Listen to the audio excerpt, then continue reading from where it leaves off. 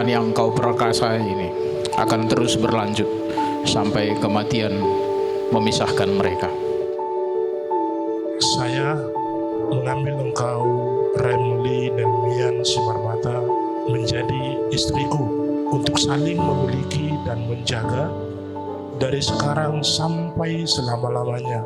Saya mengambil engkau, Bosmar M.A. Situmorang, sebagai suamiku yang sah untuk saling memiliki dan menjaga dari sekarang sampai selama-lamanya, pada waktu susah maupun senang, pada waktu kelimpahan maupun kekurangan, pada waktu sakit